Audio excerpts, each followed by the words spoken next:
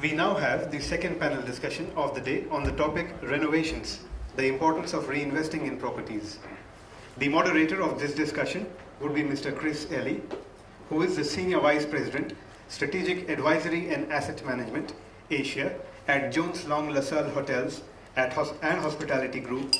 And the panelists are Ms. Sarah, President Plan Hotel, Mr. Glenn Daniels, General Manager Lux Maldives, and Mr. Rasa Sangheran, Director Finance, one and only Ritira. If I may please invite Mr. Ellie and the panelists to please come over the stage.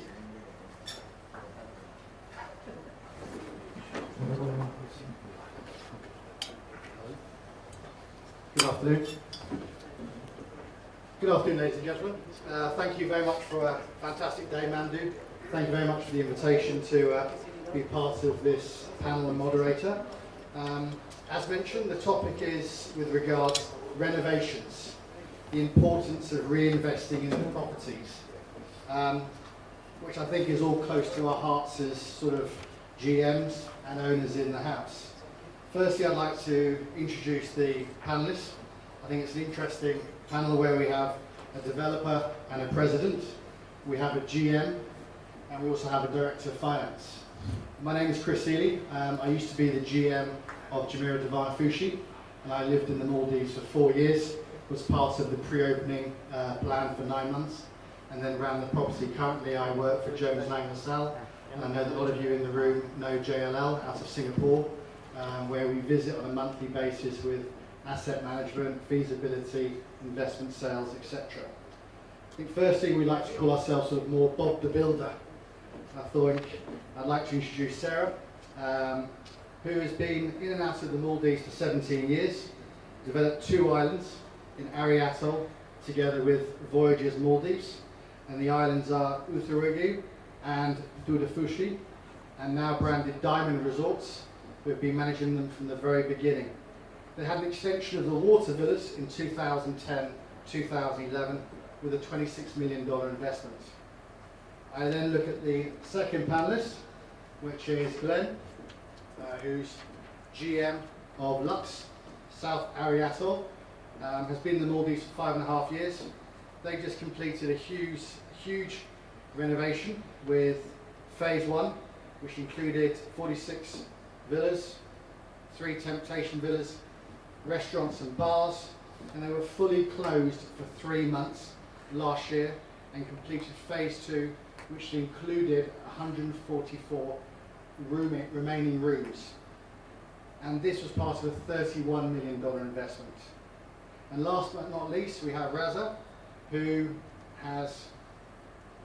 works for Ritira, one and only, who we all know very well, which opened in the 1st of May 2005 and has 122 villas, has had the highest ADR and RevPAR until Chevron Blanc and Vela came along. And last year they reinvested in $23 million on their villas. So as you can imagine, these are huge numbers and huge figures. So there's supposed to be a panel sort of discussion with questions to the floor, but I'll start off with to Glenn. What were the challenges of carrying out a large scale upgrade in the Maldives? First challenge is volume. You said the first challenge, no volume. Need a renovation.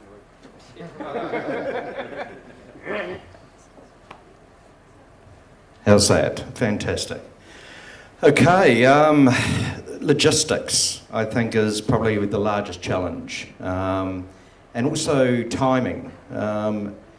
We factor in a lot of things, obviously, when you're about to close your property, getting your product here ready to start. One of the things, and we look at all facets of what we need to achieve. The one thing we didn't take on was that at the same time we were doing it, hospitals were being built, bridges were being built, so clearance times through the ports and stuff went from a normal 10 days clearance to about 30 days. So when you're bringing products into the country and everything's tiered at different timings, that can have quite an impact, especially when you've got such a short window as a 3-month closure to do an entire resort. So that was probably one of the largest challenges in terms of timing and logistics. Thank you, Joe. Sarah? For yourself, what was the biggest challenge back in 2010, wasn't it? Yes. Well, first I'd like to say thank you very much for having me here. And I have had the honor and the pleasure to be working with Maldives for 27 years. And I've been inspired by Mr. Afif all the way and his vision of things ahead of time. We've been operating these two resorts, Aturug and Tudufushi, from the beginning. We've had the luxury of having more than 75% repeat guests. And this has impacted heavily on the amount of money we have invested and reinvested over the years, because to exceed guest expectation year after year is very difficult when you have 75% of returning guests. But this has helped us to be always ahead of time and always trying to be competitive. And when in 2010 we were requested to build the water villas to extend the head lease, we came up with a different concept. We just didn't want to have one of the many water villas. We were proud to be a few resorts without water villas, in fact. And when we had to build them, we really wanted to do something different. And so I think we are still the only white water villas in the Maldives, completely white, including the roof, which was a bit of a shock in 2010-11. And we also have the largest covered terrace. So we do have a unique product there. So the challenge was to be sure of the white, because it was a new color, and it proved to be a winning concept. Great, thank you. I think Rithi Rao, not left. Yeah, on a retailer's perspective, our most challenge, obviously, I'm a finance guy, so to understand how to fix a budget. So when you say brand, there we go, managed by one and only. And then we also have a designer, who is the initial designer as well, Michelle Gatti involved. And then we have the owner. So everybody have their own view of how to renovate a thing. And when you appoint a designer in a world famous designers, they ultimately run the renovation program than owner or management company. So bringing them into in one table and get that vision into converting into a numbers is the most challenging part. So once that is done, and convert that into action, into a process, is going to be the most challenging part. Because when you say very specifically designed, you can't go and buy the items from the off the shelf. So how to get the correct price of that? So for example, we created a wardrobe, which is a pull-down wardrobe. So we find it is very uncomfortable for a guest to have a very taller wardrobes to get the pull. So now we can pull out the wardrobe outside. So it's a very nicely designed product, but we have to go and search for it. So and what is the actual price for it? So these are the challenges retail are faced in terms of renovation. I think for me, from a financial aspect, were you within the budget, or did you overspend than you anticipated? It's always you overspend. Overspend means... That's coming from finance. Because first of all, you never set the budget properly. Because the scope of the work is always changing. And as I said, selection, and then once you reach to the mock-up room done itself, you overspend. That's the things we see in the ultra luxury market. And obviously yourself and Glenn, it's been more of a recent reinvestment and redevelopment. How long did you plan prior to doing this closure? Not long enough. It's funny. There was so many things that changed over the time. I mean, we let in a full-on planning. I think financially and everything, probably at least 12 months. But in terms of securing the tenders, the main contractors and all that, By the time final decisions had come out, it was probably only about 6 months. And, so it's not only securing that, it's then automatically getting the information out to your business partners to let them know what's happening, especially if you're doing a close down.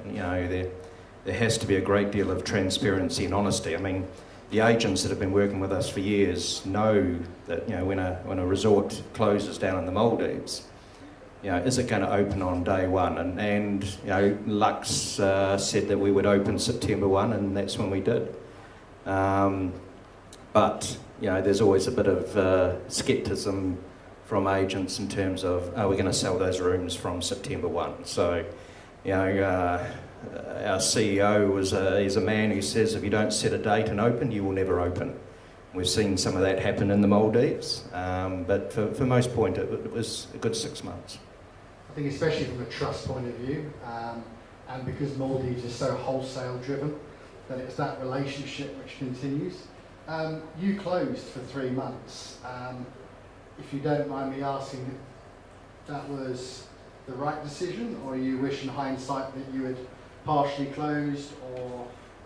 Well, we actually did in 2 parts. I mean, from a financial perspective, they don't like closing because you don't have any money coming in. From a GM's perspective, it's really important that you close. Look, we physically couldn't do what we did being open. So we did a phase 1 where we did the 49 rooms, 2 restaurants and a bar at our East Point, and we were able to operate through that. But phase 2 was a much bigger part of the project. It required the whole island. We had some 600 contractors on the island as well. And we also, not only did the hotel, we decided to do up to 200 staff accommodation as well. So, it really required us to close down, send the staff away in most parts so that we're able to carry on. Thank you. So from yourself, I mean, our loyal guests are very important to us. So when you did this change back in 2010, 2011, how has the feedback been, obviously with such high repeaters of 70% plus? Are you planning anything else, or you wish you'd maybe done things back in 2010, 2011? Well, it was not well received. The reality is the guests loved the islands the way they were, and they didn't want the water villas. It came out that the water villas were different to their expectations, so they start liking them. And actually, a lot of the repeat guests wanted to go on the water villa because it was such a special experience, and it turned out to be a different holiday to the one they were experiencing on the beach. Some of them just refused to even try. They only wanted to be on the beach.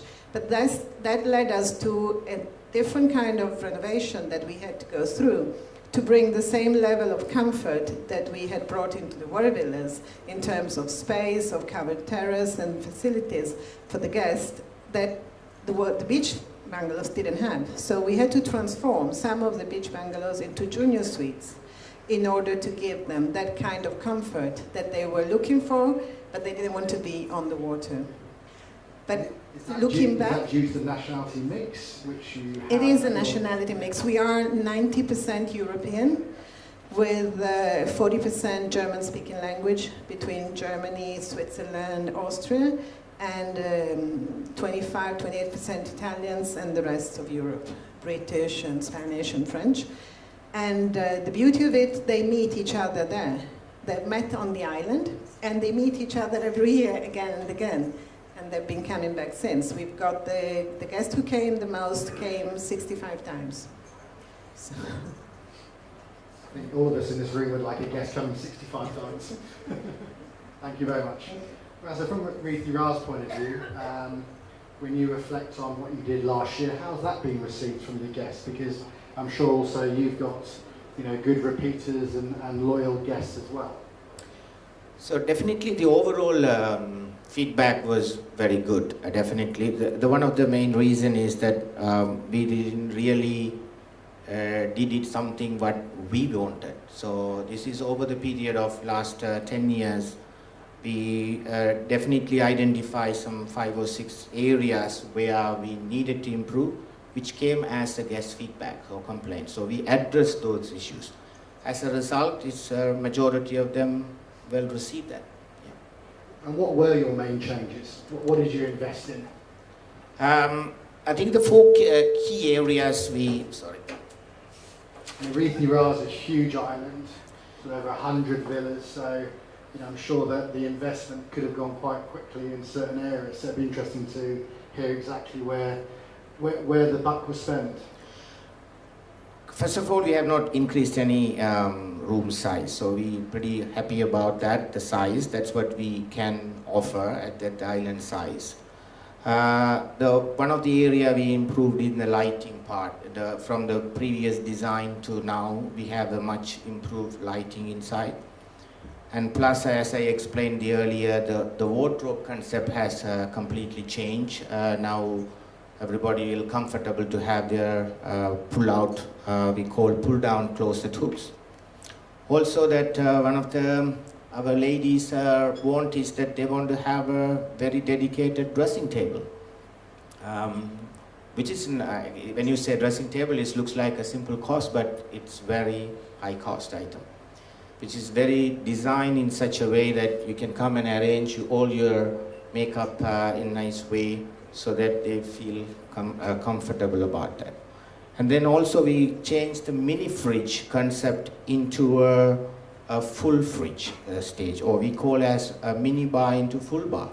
So whatever you want, we now able to offer in the mini bar. On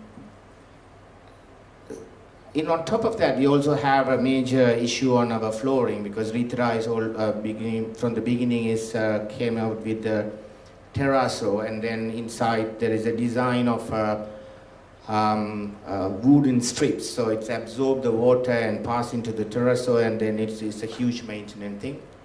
But our brand or even the designer didn't want to go for tiles, so we sort of did a long research and find out something, synthetic stones which come from India, which exactly looks like as a terrazzo, but it's a stone. So it's also huge cost involved in that. But as I said, our design was designer is very adamant to keep the original design at any cost. So the investment was more on rooms, or did you do anything with the public areas or F&B or? We have not touched the public area yet. It's coming in the coming years. Maybe we have done some new sauna introduction in the spa, as well as we open a new Italian restaurant called Barbaru. So it's a small addition. It's not a bigger level of investment. So the public area and the rest is coming along. I think we've had a very interesting presentation from Gasper with SDR, and looking at the unprecedented amount of new properties coming up in the next 2 years. Was your recent renovation the best timing? I think it's probably the best timing, one would say. I think Ritra, not only Ritra, even the SDR stats shows that 2014 was the peak. Everybody had that. And then we know that 2015 we were going down, and 2016, as the study says, it's a moderate occupancy we recognize. So definitely the Ritra lost almost 10% occupancy, is in line with the graph from 2014 to 2015. So probably that would be the time that you got inventory available for us to do. But the good thing is we have never closed the island. Fortunately, our Ritra island is so big, and especially the water villas also is a very unique feature that we have 8 clusters into 4. So we will be able to close cluster by cluster. Also we have 8 different beaches, so by beach we will be able to close. So we have not lost in terms of money due to the closure, but at the same time, obviously, some sort of guest satisfaction at a minimum level. To answer to the question exactly, yes, there are new products came at, especially it's nothing new about that. Cheval Blanc came into the market with the same designer, almost same style of room. So we also have the responsibility to match their standard, what we are lacking in our rooms. So in order to compete in the market. So I presume what you're saying is the market was demanding that Rithi Ra needed to invest that Yes. at the right time. Yes. Okay, interesting.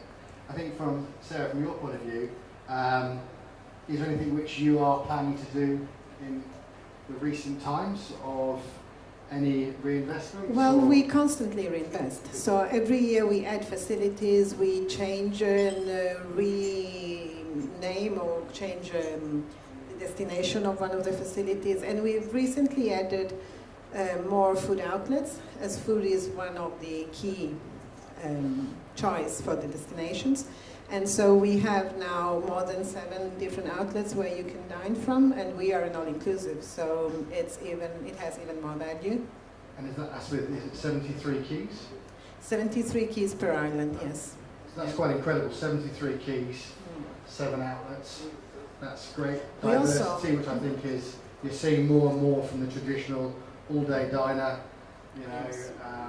signature and bar, etc. Yeah, we also have a very interesting program that we run from Christmas to Easter with an association of chefs, the Jeune Restaurateur d'Europe, and every week we have a different chef coming who gives a dinner to our guests included in the stay, and most of them are Michelin star chefs. Thank you.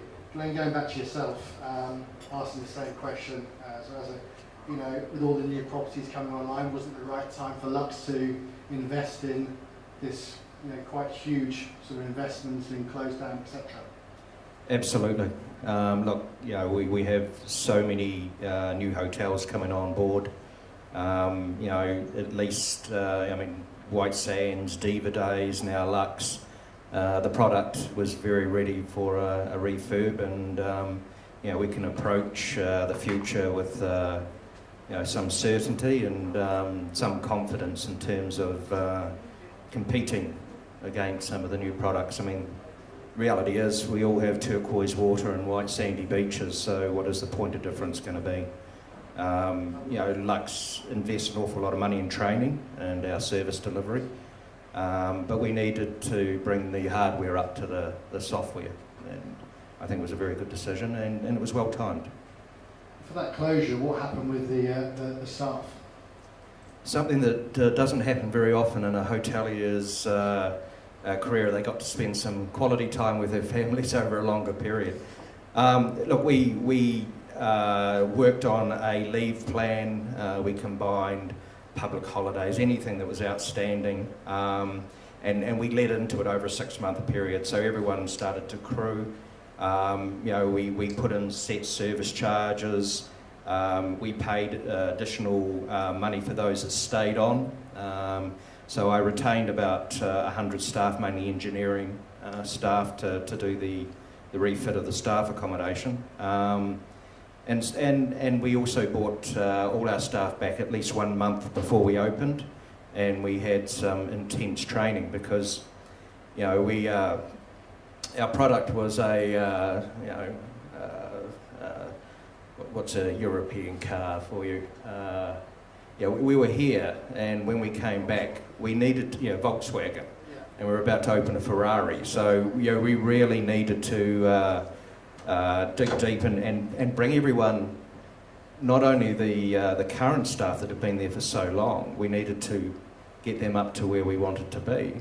But we had a lot of new staff coming in. We'd increased our restaurants, we'd increased our products, so we needed to up our game, and so we brought in some more specialised staff, including specialised chef de cuisines and more upskilled restaurant managers and such like. So it was really important that we got everyone going in the same direction, and they came back after 3 months fully vitalised and with a giant smile on their face, ready to go. So, and that's continued.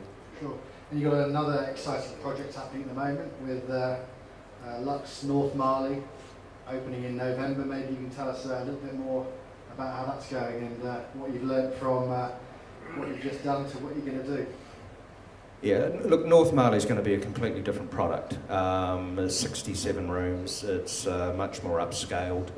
It will have a lot of the facets that Lux brings in as a brand in terms of all our reasons to go. But yeah, it's going to be a very different product. And the rooms are massive. They're very, very large rooms. So we're looking forward to bring that on, having a sister property to play with, and it always brings a strength in there, which I've seen in other hotels where they do have a couple of properties to leverage off. So that'll be good. And from a repairs and maintenance point of view, obviously, it's not just about the refurbs. It's investing back into your property. Maldives is a tough place with the sun and the rain and the changes of using a lot of wood. Is there any materials which you feel you have used which you shouldn't have done, or vice versa? Well, we've only recently opened, so I'll let you know in about 6 months probably. Look, some of the woods that we bought in, being from New Zealand, I'm a big fan of the Pinus radiatus, which is treated, and I would have liked to have got that more in for our decking timber and stuff like that, but time was short in some areas. We made some last minute changes and rebuilt jetties at the last moment, so we've had to bring in some wood that I hope it does stand the test of time, but we'll see. So there's always products that are going to need to be replaced. Even the best products in this environment require constant attention, whether you're new, old or otherwise. So it'll be status quo in our operational plan, and we'll keep doing the things that we've always done. Thank you, Dan. I think, Sarah, just I know time is of essence, but I think just a couple of last questions before we go out to the floor. We've had some interesting sort of presentations today. What's someone who's been in the Maldives for so long, with running a couple of properties? How do you feel about the outlook of the Maldives? Obviously, with refurbishment, investment, staying ahead of game. I think the one thing which is quite unique about the Maldives is you've got, as someone mentioned earlier, underwater restaurants, underwater spas. What's next? But what's your thoughts on the outlook of the Maldives? Well, I think the Maldives have changed a lot from the beginning. They were mainly tour operator islands, run and sold only by tour operators.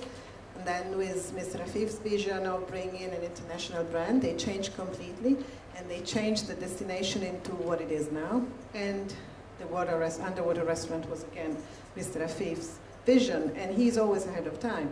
So I think that's true. And I think Maldives is going through this new change again. And you can also see how things are changing in the airlift. When we started back in the 90s, we only had a few scheduled flights. Singapore Line was flying from Europe to Singapore through Maldives, and Alitalia was flying, and then the charters came in. And for a long time, we were only a charter destination.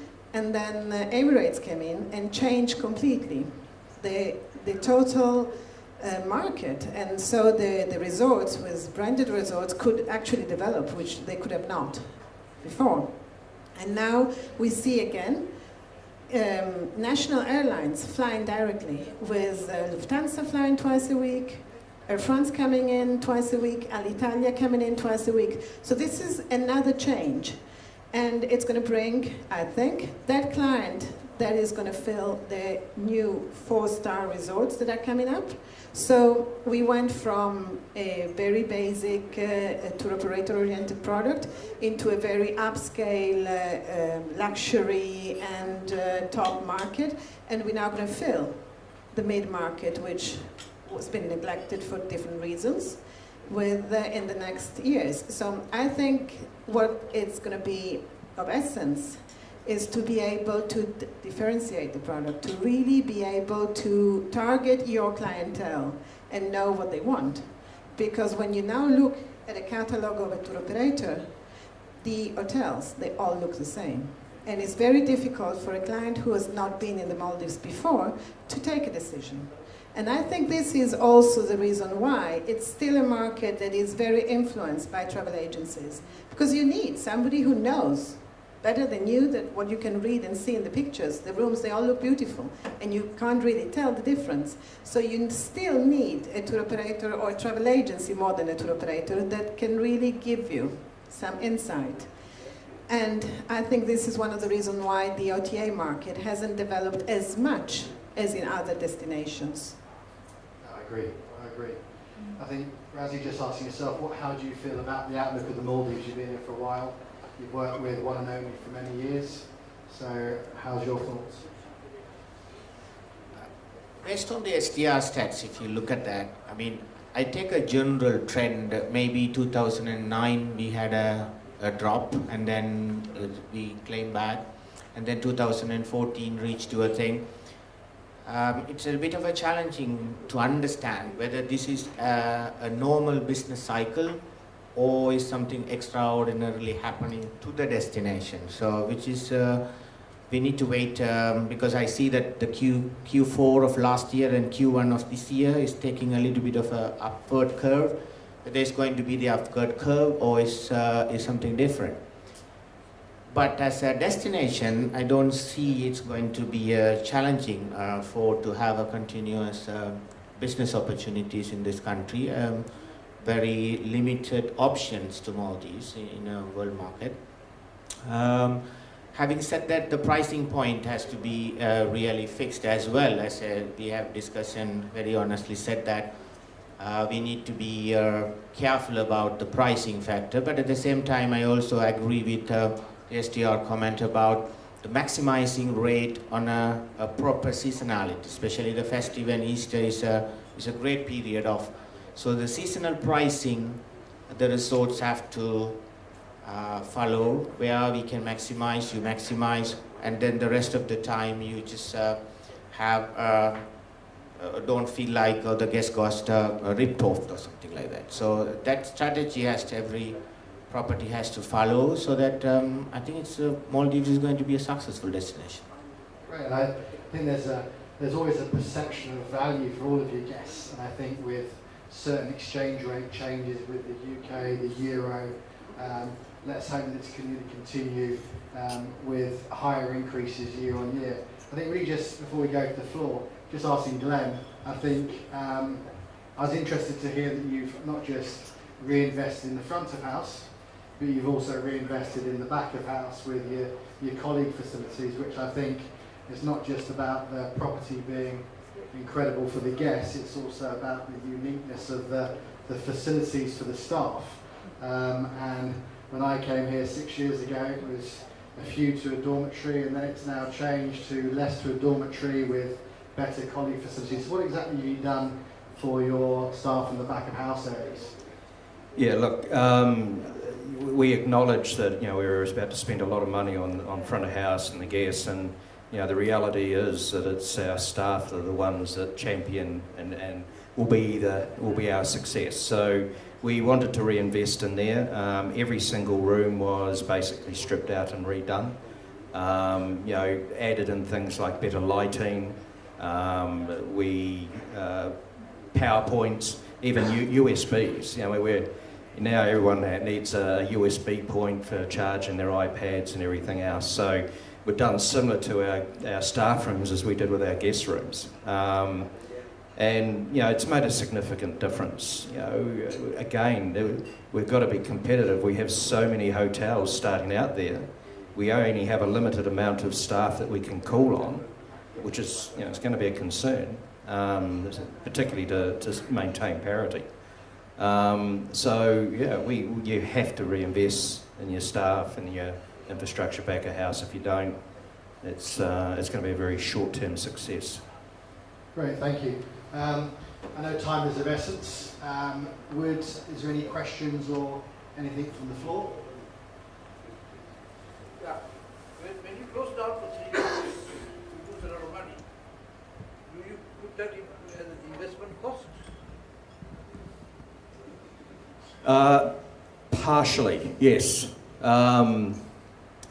Most of you obviously do a shutdown budget. You obviously forecast.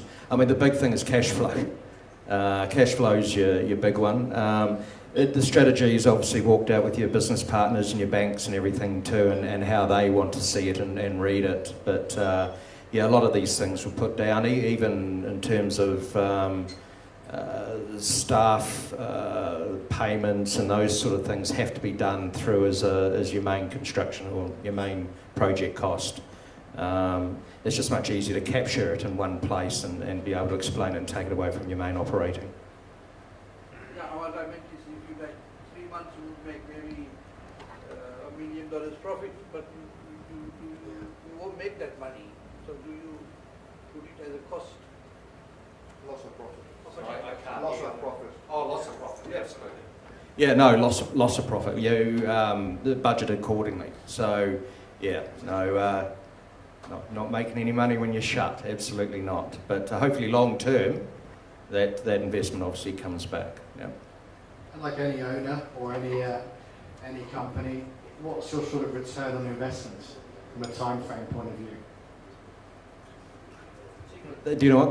That's actually at the moment still to be determined. I think when we looked at this 12, 18 months ago, things were a lot more buoyant. Things that we were taking figures from 2014 and back. I mean, I arrived here in the Maldives in 2011, and what fantastic times. So certainly the return on the investment from I think what we originally would have thought is going to take a little bit longer. Absolutely. I think the challenge is always about the ROI. To a certain people it is, but I think to stay ahead of the game with the competition in the market, it's both a bit of a challenge. It's a long-term investment, so ROIs are fine, but that's the bigger picture, and we're reinvesting again with another property. So. Do you, how much waste do you think would be there when you do an investment like that? Because when you finish the investment, then do you look back to see how much waste would have been in it? I mean, overcharging by somebody, or transport costs, or bad planning, or How much waste Yeah. was it? Pardon? Financially. Yeah, financially. Maybe we should ask the Director of Finance. Okay, whoever. Yeah. Yeah. I'll hand that one back to you. That's definitely a financial one for you. It's a tough question. Don't answer. I think in an open forum like that, I won't be able to answer, but I agree that there is a waste. No. I mean, at the end of the project, you could think, okay, look, if we had done this like this, maybe we could have saved 10%. Could have done that, maybe 15%. So maybe, however much we did, we wouldn't have said anything. I mean, that's what I'm asking.